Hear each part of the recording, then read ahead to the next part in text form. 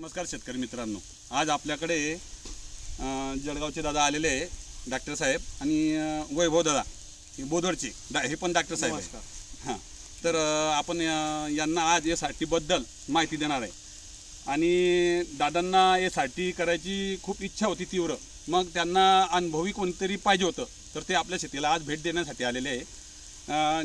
प्रताप भाऊ आहे, बालू जैन आहे, आपले गावातले मोठी दादा आहे आणि आपलं नाव हेमंत जावडे आणि कृष्णाभाऊ यांनी सर्वांनी एसआरटीचे कृष्णाभाऊंनी एसआरटी केलेलीच आहे.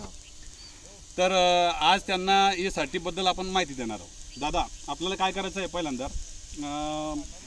पहिल्यांदा आपल्या शेतामध्ये नागाटी करायची आहे पहिल्याच वर्षी, आणि त्याच्यानंतर आपल्याला त्याच्यावर रोटर मारून आपल्याकडे असणारं खत हे आपण शेतामध्ये टाकून घ्यायचं आहे. मग त्याच्यावर आपल्याला 4.5 फुटाची बेड करायची आहे. बेड झाल्यानंतर म्हणजे उतारत्या दिशेने बेड करायची आहे, म्हणजे आपलं पाऊस जर आला तर त्याचं पाणी निघून जाणार, अति पाणी, आणि जर कमी पाऊस झाला तर ते बेड पाणी धरून ठेवणार, म्हणजे आपल्या पुढच्या पिकाला त्याचा फायदा होईल.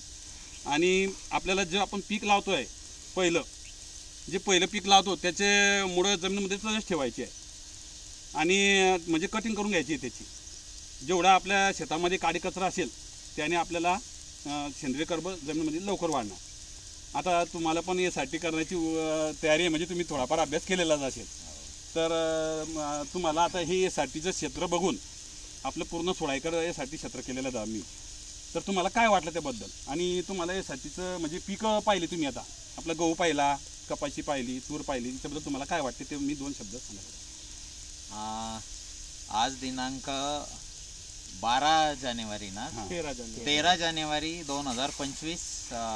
आम्ही आता शिरसाळा शिवारात उभे आहोत. आदरणीय शेतकरी आपले एसआरटीचे किशोरदादा जैन हे ज्यांच्या प्रयत्नांमुळे शक्य झालं ते डॉक्टर वैभव पाटील. आता आम्ही इथे आलेलो आहोत त्यांच्या गावातल्या काही गावकऱ्यांसोबत, जे त्यांनी काही लोकांनी एसआरटी सुरू केलेली आहे. तसं बघायला गेलं तर शेतीसाठी मजुरी, कीटकनाशकं, तणनाशकं, नंतर पाण्याचे प्रॉब्लेम जे काही आहेत ते कमी करण्यासाठी खरं म्हणजे एका चांगल्या मार्गदर्शनाची मला गरज होती, म्हणून मी आज किशोरदादांकडे आलेलो आहोत.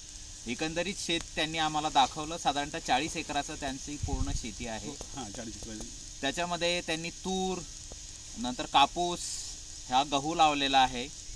एकंदरीत बघून त्यांनी जे काही सांगितलं त्यानुसार जाणवतं आहे की एकदा बेड बनवले, रोटा केला, तर बेड न मोडता मजुरी कमी करून अक्षरशः 0 मजुरीमध्ये फक्त कापणी आणि पेरणी यंत्राची मजुरी आणि तणनाशकाच्या फवारणीची मजुरी फक्त लागेल. शेत बघून खूप चांगलं वाटलं. तसं मी ओरिजिनल काही शेतकरी नाही आहे, पण आता शेतकरी बनायची इच्छा आहे, म्हणून एसआरटीची कास धरून मला पुढे जायचं आहे. त्यासाठी त्यांनी मला सगळ्या प्रकारचं मार्गदर्शन आता इथे केलं, दाखवलं, आणि त्यांनी आश्वासनसुद्धा दिले की यापुढे पण ते तसंच मार्गदर्शन करतील. आणि त्यांच्या वतीने मी हे पण सांगू इच्छितो की जर हे माझ्यासाठी सक्सेसफुल ठरलं तर मी पण बाकीच्या शेतकऱ्यांना हे ज्ञान द्यायला मी तयार राहील. नमस्कार दादा, तुम्ही सांगा काही तुम्हाला कसं वाटलं एसआरटीबद्दल? आपलं पहिलं क्षेत्र तुम्ही पाहिलं होतं 20-25 वर्षापूर्वी. हे क्षेत्र अगदी पडीक जमीन म्हणून होतं. कालांतरानं किशोरभाऊ जैन यांनी एसआरटी पद्धत अवलंबून त्यामध्ये चांगल्या प्रकारे उत्पन्न घेण्यास सुरुवात केलेली आहे. इकडे दाखवतो. तरी एसआरटी पद्धत त्यांच्या हिशोबाने तरी आज रोजी पाहिलं तर अगदी कमी खर्चामध्ये जास्तीत जास्त उत्पन्न घेण्याचा त्यांचा प्रयत्न आहे, आणि 2 वर्षापासून ते तसा उत्पन्न घेत सुद्धा आहे. ठीक आहे. हां, बरोबर.